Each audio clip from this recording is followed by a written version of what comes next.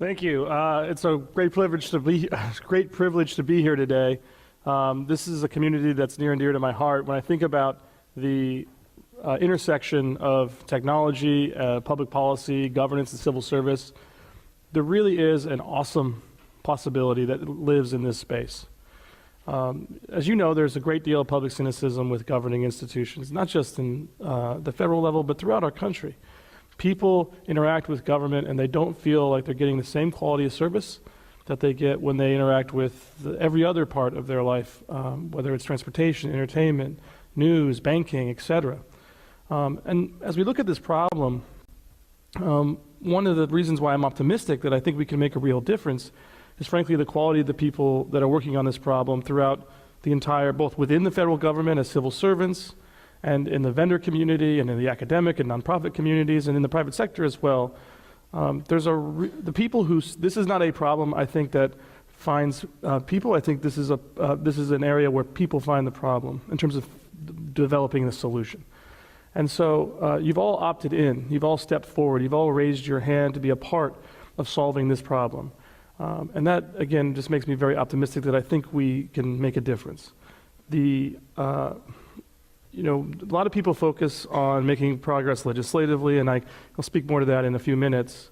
And they speak to making progress when it comes to policies, whether it's OMB memos or recommended agency guidelines and the rest. But ultimately, it really does come down to people. The people making choices every single day in the roles that they play in this problem.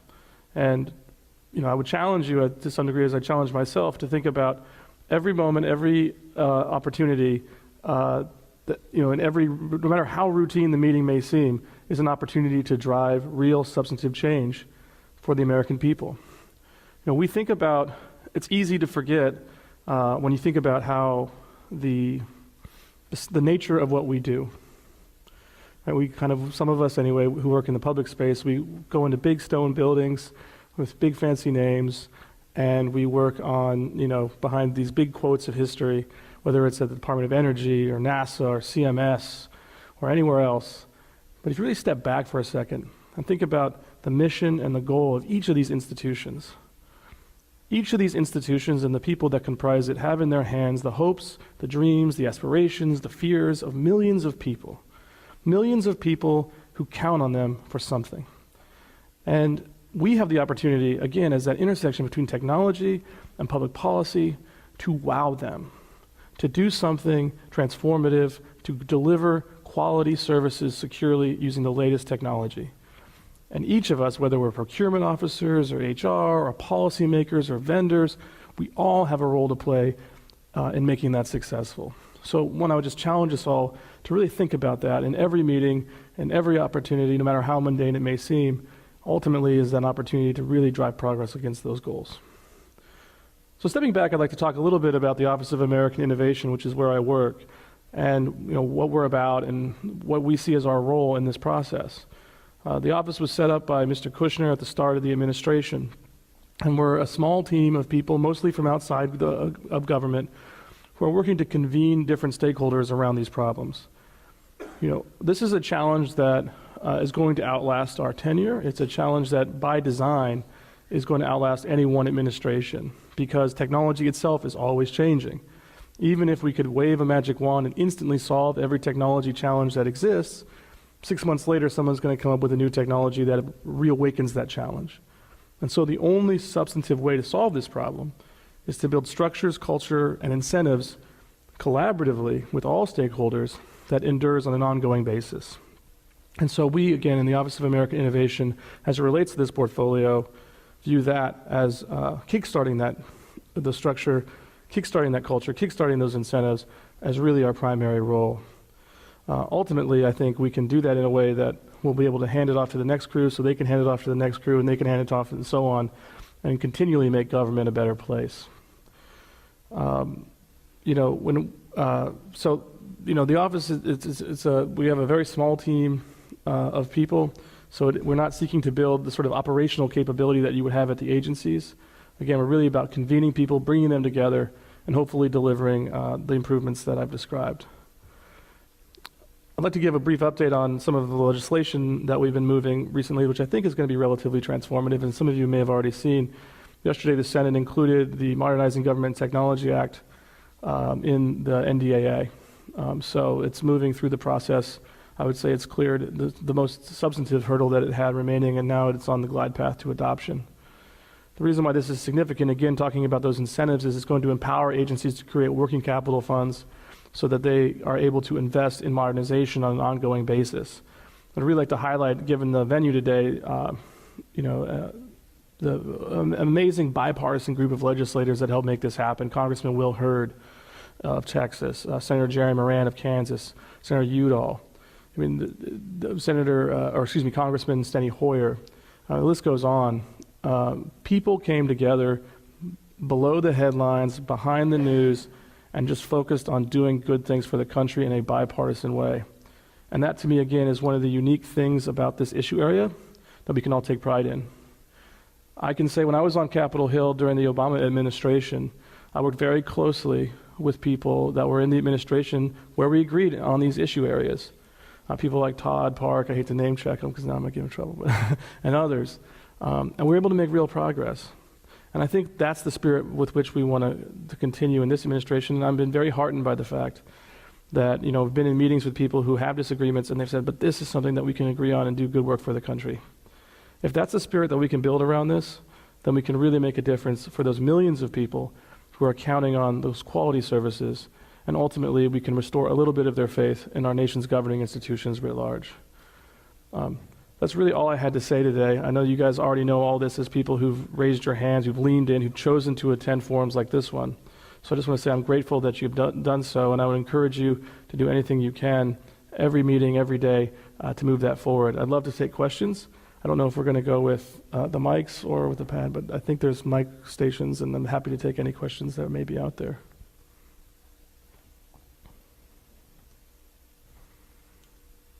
I feel like Sarah Sanders should get off this lucky with the Q&A. Well, thank you. I think there's one. Yeah.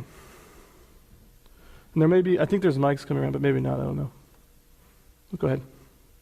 I'll repeat it for the audience just to go. Can I shout? Yeah. Yeah. Is your office centered on technology, or is it also undertaking or considering process innovation along the lines of not necessarily solutions, just implementing technology? Sure. So I think that the office is both, really, frankly. It's not just about the technology itself, but really about the underlying processes. We know that we need to improve citizen-facing experiences, and we need to do that rapidly as we can, particularly in areas like vets and CMS beneficiaries and small businesses recovering from the hurricane and many other examples. But if we don't fix the underlying business processes, then we're ultimately putting a Band-Aid on a wound. And so I think there's a real genuine interest over the long term to really get at some of these underlying problems and fix them. And the cabinet secretaries and administrators are right there with us on this one. So there's a real commitment to that work, but recognizing that that's going to take time. And we want to do it in a right way that is continually updating over time on an incremental basis. So again, we don't just have this surge of progress and then we fall off, and then the problem gets worse. We want to build a culture of just incremental, continual updating and modernization would be our long-term objective. Again, not just at the surface layer, but again, the underlying pipes. And the Modernizing Government Technology Act and the working capital funds it creates helps incentivize that, right? Because the CIOs understand this problem exceptionally well, but sometimes their financial incentives aren't aligned to that way of thinking. And hopefully the working capital funds will help alleviate that problem. So yes, and I should also mention that the Office of American Innovation is also looking at a few other issue areas outside of modernizing government in terms of K-12 computer science education, apprenticeships, and some of the infrastructure issues as well. So we try to touch innovation both within government but also in the economy writ large. Yes. Oh, sorry. It's a battle between me and Frank for the microphone. Hey, Jason Miller, Federal News Radio. Matt, thanks for talking. It's a kind of a related two-part question, of course. Can you give us an update on the IT modernization strategy? When I looked last Sunday night, I guess, there was only about 10 comments, which was a little surprising, but what's the path forward after you get comments? And then can you also just talk at a high level other kind of federal tech priorities that OAI is looking at. There's some talk about 90-day sprints and other kind of things you guys are trying to get through, work with OMB, through the CIO Council, but it's a little unclear about what you guys are looking at beyond, we know, the IT modernization strategy. Sure. So speaking to the report, I'm told it's the first time on this end of Pennsylvania Avenue that I've dealt with a report of that kind. But I'm told that most of the comments tend to come in the last 48 hours, so we'll see. I know there's widespread interest in commenting, so I'm pretty optimistic about that. I will say that the team that we've built around the report process is going to adjudicate those comments at a very substantive level. So this is not just sort of a window dressing exercise. We're very, very interested. And in fact, we need as many comments as we can from as many stakeholders as we can to improve the underlying policy. And getting cybersecurity and modernizing right is an important enough problem that it's going to require as many stakeholders weighing in as possible to improve, again, the policy direction. So after the comments come in, those comments will be adjudicated, and then we'll ultimately issue the final report, which will go to the president for approval, at which point we'll then begin implementing the policies in earnest. In terms of the strategy, I think some of that's informed by the report as when the final version comes out. Starting at the very high level, one thing I would just like to point out is that historically, I think there's been this tension between cybersecurity and modernization, which I think for everyone in this audience is sophisticated enough to know that that just really isn't so. They are, in fact, very self-reinforcing, mutually reinforcing activities, and we can build significantly more secure systems while simultaneously building significantly modernized systems as well. So I think that's one of the underlying principles of the report, and I think that animates all of the decisions that we're making. In terms of the specific strategy, so we did a 90-day sprint, which was remarkably successful at achieving at least the objective that I personally had for it. Other people like Chris Liddell and others had additional objectives, but just bringing people together who have been working on this problem, but had in some cases never actually been in the same room to talk about the problem. It seems like a small thing, but I think building that culture of collaboration between the CIO Council, between other actors at OMB, between CFOs and CIOs and deputy secretaries, who all touch this problem, but oftentimes weren't coordinating in a substantive way about these strategies. And those relationships have been, in some cases, are building, and that was, I think, a tremendous amount of progress that came out of just having that kind of regular tempo around a sprint. Going forward, I think we're really interested in the idea of, led by the CIOs, what makes sense in terms of shared services, and we're still exploring exactly what makes sense and what doesn't make sense, but to the degree that we can all pull in the same direction and build services. Some of these services, we're replicating needlessly efforts around modernization when all these agencies are trying to do the same thing. And so finding willing partners at the agency level, at the CIO level to work together and solving these problems collaboratively, I think, is something that will be a hallmark of where we are going forward. And we'll continue to put out updates as those announcements are made.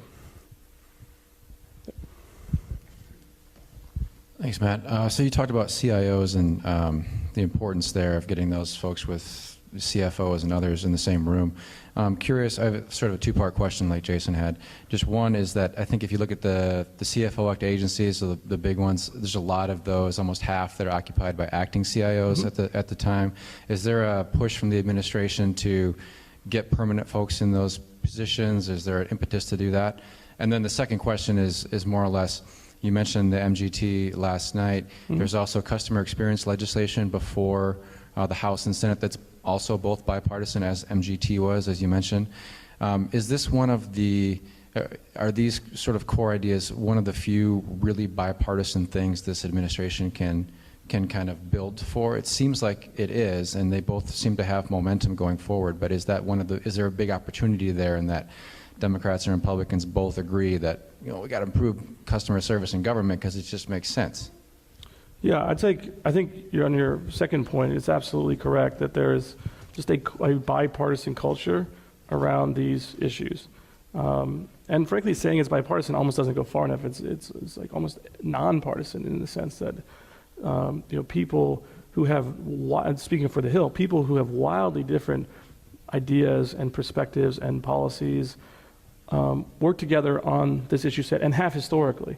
So from the administration's perspective, we want to enshrine that and enhance that culture and help build that culture Again, I've been heartened by the fact that when we've been working across the aisle, kind of below the radar and just focusing on these problems, that we've found willing partners from all sides of the equation on the Hill. Because again, I think everyone recognizes that this is just a problem that needs to be tackled. And that's really a great American tradition as well. I mean, we're on a Shakespeare stage, so I want to make a little bit of a theater reference. Over 200 years ago, Thomas Jefferson and Alexander Hamilton hated each other so much that centuries later they made a musical about how much they hate each other. All right, so that is like deep-seated disagreements. They had radically different visions about the future of our country, and they really didn't see eye to eye on most things. They built whole party apparatuses around trying to tear each other down politically, but ultimately, when it came to the system, they worked together to try to make it work. They wanted to build a successful, strong, democratic framework so that when they had those disagreements, they could have them in a way that aspired to, again, the best of what our society could be, and that there was an honest forum for which those disagreements could be litigated in a way that was sort of never before been seen in the world. And I think there's a lesson there that applies to technology, ironically enough. I have disagreements, we all have disagreements politically when you talk about Capitol Hill and with different parties and different perspectives, but we can work together on making the system work. Because if we don't make the system work, then the public loses faith in institutions. And that is something we need to work together to avoid. We really have an opportunity, whether you're Jared Polis, or Darrell Issa, or Steny Hoyer, or Kevin McCarthy, or whoever you may be, to work together on this. And we have seen that. On your first part of your question, as regards to CIOs, I think there's a recognized need to have really high caliber talent in those positions. There's a natural degree of turnover anytime you have a change in administration. And I'd say efforts to recruit people both at the agency level and at the White House level when you're talking for the politicals versus the careers, and as you know, those efforts are ongoing. And I believe they'll continue to be ongoing throughout time just because people continue to cycle out. But the CIO roles are incredibly important in this equation. I also believe that having things like FITAR implementation will help recruit people into the roles because you'll make the roles stronger. And I know that's a view that's been long held by many. So, we fully support that vision. And I think I have time for one more, so yes. Thank you so much for being here today and for your comments. My name is Silvana Rodriguez. I'm with the State Department in the Secretary's Office of Global Partnerships. Mm-hmm. And one of the things we're trying to do is lead the exploratory effort at the State Department to look at blockchain technology mm-hmm. and how it applies to development and diplomacy. So I loved what you were saying about convening stakeholders. That's exactly what we're trying to do with a forum that we're holding in a few weeks to pull together public and private sector actors to talk about this issue. So shameless plug, we would love it if you would participate. But that leads me to my question, which is basically what kind of role you see in your office for blockchain technology in the government writ large. Yeah, so blockchain is really interesting, right? I think it's one of those exciting areas just on a personal level. Like every so often when you talk about a new technology, at least when I talk about new technologies, you get into a room of people who are really excited about it, and it's not necessarily people who are going to go out and seek venture funding. If you're saying it's like people that just love the engineering. They're more Woz than Steve Jobs, right? And whenever I see that, I get super excited about what the technology could be. It doesn't always pan out, but it just shows that there's like a real possibility there. And it's like social media 10 years ago, right? Like who's on Twitter, right? And it's like this eclectic thing that just the insiders are using, and then it spreads and spreads and spreads and goes mainstream. Blockchain's in that place right now where there's so much possibility, and it's really the tinkerers and the engineers and the early adopters that are exploring what it could mean. And I think it has tremendous opportunity. As it relates to the office, I feel that it's a perfect case study in something we need to be mindful of collectively as we devise these policies. So like 5 years ago, 8 years ago, 10 years ago, people were trying to solve this problem. They made a lot of progress. But did they anticipate the rise of cloud computing, right? So they put in policies in place, whether it's ATO or TIC, which were very sophisticated at solving a specific problem at a specific time, but weren't necessarily nimble enough to adapt to the emergence of cloud computing. And I think the real challenge in the federal space is how do you create something that's stable and secure, that effectively delivers quality services, but is simultaneously nimble enough in a federal environment to adapt to new technologies, whether it's blockchain or anything else that we can't anticipate. And so again, from an office perspective, I think that's really the challenge we have, collectively as we convene around these policy-making functions is to make policies flexible enough to adapt to whatever blockchain may or may not mean in the future. And if we can do that, I think that would be a real benefit to the country. So thank you, everyone. You should all go to the event at the State Department.